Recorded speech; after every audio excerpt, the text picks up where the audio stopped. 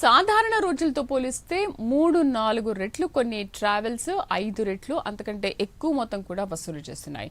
దీంతో పండగకు పల్లెటూరు ప్రయాణం ఆర్థిక భారంగా మారుతోంది.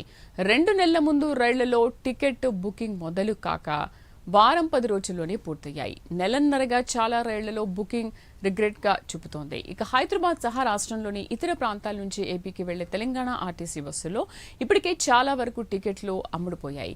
అయితే ఆన్లైన్లో టికెట్లు బుక్ చేసుకునేందుకు ప్రయత్నిస్తున్న వారికి సోల్డ్ అవుట్ అని కనిపిస్తోంది. మరి చాలా వరకు సర్వీసుల్లో 1-2 సీట్లు మాత్రమే మిగిలాయి. చాలా బస్సుల్లో 10 లోపే సీట్లు అందుబాటులో ఉన్నాయి. ఇక సంక్రాంతి పండుగకు మొత్తం 6,431 ప్రత్యేక బస్సులు నడపాలని టీజీఎస్ఆర్టీసీ యాజమాన్యం నిర్ణయించింది.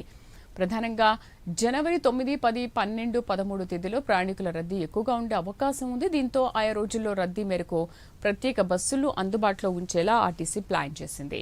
అసలు ఏం జరుగుతోంది? మా కరెస్పాండెంట్ నాగేంద్ర పూర్తి సమాచారం అందిస్తారు. నాగేంద్ర, ప్రస్తుతం మీరు ఎక్కడున్నారు? ఎంజీబీఎస్ దగ్గర ఉన్నారా?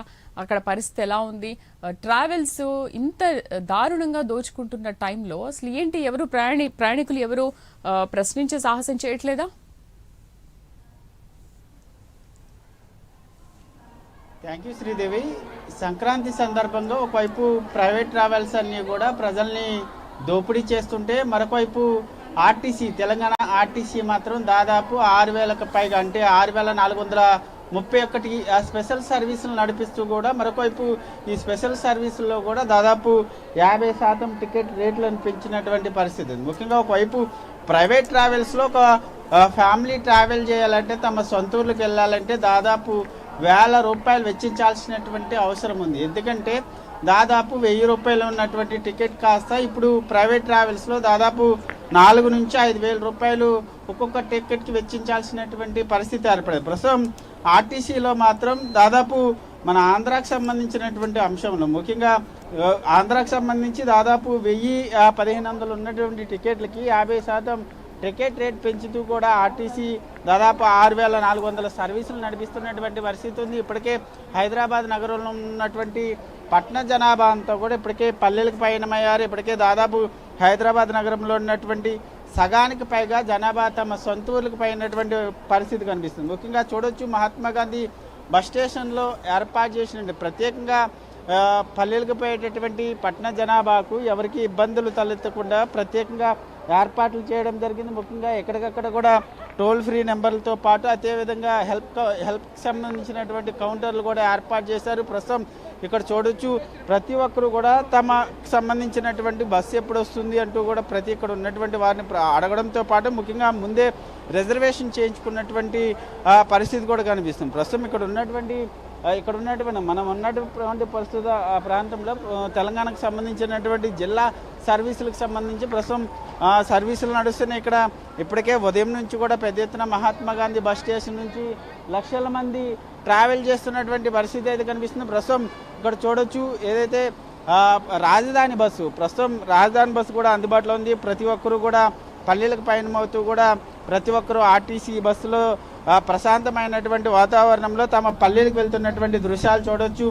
ఎందుకంటే దాదాపు 1 year పాటు గడిపినటువంటి జనాభా అంతా కూడా సంక్రాంతి సమయంలో ప్రతి ఒక్కరూ కూడా తమ పల్లెలకు పోయి తమ కుటుంబ సభ్యులతో ప్రతి ఒక్కరు కూడా ఆనందంగా సంతోషంగా గడపాలనేటటువంటి లక్ష్యంగా ప్రతి ఒక్కరు కూడా వెళ్తూ ఉంటారు. ప్రస్తుతం దానిలో భాగంగానే హైదరాబాద్ నగరానికి సంబంధించినటువంటి పబ్లిక్ అంతా కూడా పూర్తిగా ఇప్పటికే మహాత్మా గాంధీ బస్ స్టేషన్ కానీ, అదేవిధంగా రైల్వే స్టేషన్లతో పాటు, అదేవిధంగా జూబ్లీ బస్ స్టేషన్తో పాటు నగరంలో ఉన్నటువంటి ప్రత్యేకంగా ఏర్పాటు చేసినటువంటి బస్ పాయింట్ల వద్దకు చేరుకోవడం, అదేవిధంగా తమ సొంత ఊరికి వెళ్లాల్సినటువంటి బస్సుల కోసం వెయిట్ చేస్తున్నటువంటి పరిస్థితి అయితే ఉంది. ప్రస్తుతం మహాత్మా గాంధీ బస్ స్టేషన్లో ఎక్కడికక్కడ కూడా ఒకవైపు ఏపీకి తెలంగాణకు సంబంధించినటువంటి బస్సులను దాదాపు పెద్ద ఎత్తున ఏర్పాటు చేయడంతో నగరవాసులంతా కూడా కొంత సంతోషం వ్యక్తం చేస్తున్నటువంటి పరిస్థితి అయితే కనిపిస్తుందని చెప్పాలి శ్రీదేవి.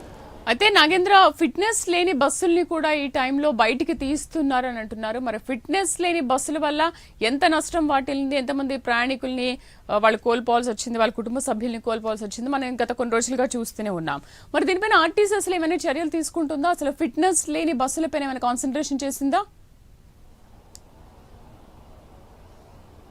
ముఖ్యంగా ఫిట్నెస్ లైన్కి సంబంధించినటువంటి బస్సుల అంశంలో ప్రధానంగా, ఎందుకంటే సంక్రాంతి వచ్చిందంటే నగరంలో ఉన్నటువంటి పట్టణ జనాభా అంతా కూడా పల్లెకి పయనం అవుతారు కాబట్టి ఇదే అదునుగా భావించినటువంటి ప్రైవేట్ ట్రావెల్స్కి సంబంధించినటువంటి యాజమాన్యాలన్నీ కూడా పూర్తిగా ఫిట్నెస్ లేనటువంటి బస్సులన్నింటినీ కూడా రోడ్లపైకి తీసుకురావడం, దాంతో ముఖ్యంగా ప్రయాణికుల్ని తరలించేటటువంటి ప్రయత్నం ప్రైవేట్ సంస్థలంతా కూడా చేస్తున్నటువంటి పరిస్థితి. దీనికి సంబంధించి ఎందుకంటే ఫిట్నెస్ లేనటువంటి బస్సులు రోడ్డు ప్రమాదాలకు గురి కావడం కానీ పెద్ద ఎత్తున ప్రాణ నష్టం జరుగుతున్నటువంటి పరిస్థితులు. ఎందుకంటే గతంలో చూస్తాం మనం చాలా ప్రైవేట్ ట్రావెల్స్కి సంబంధించినటువంటి బస్సులు ప్రమాదాలకు గురి కావడం, అదేవిధంగా ప్రాణ నష్టం జరిగినటువంటి పరిస్థితి. ప్రస్తుతం ఈ సమయంలో ఫిట్నెస్ లేనటువంటి బస్సులన్నింటినీ కూడా ప్రైవేట్ ట్రావెల్స్ అన్ని కూడా రోడ్డు మీదకి తీసుకురావడంతో దీనిపైన కొంత రవాణా శాఖతో పాటు ఆర్టీఏ కూడా పెద్ద ఎత్తున ఆర్టీఏ అధికారులంతా కూడా ఇప్పటికే సోదాలు నిర్వహిస్తున్నారు. ఎందుకంటే సంక్రాంతి సందర్భంగా ప్రైవేట్ ట్రావెల్స్కి సంబంధించి ఒకవైపు పెద్ద ఎత్తున దోపిడీ చేస్తున్నారు, మరొకవైపు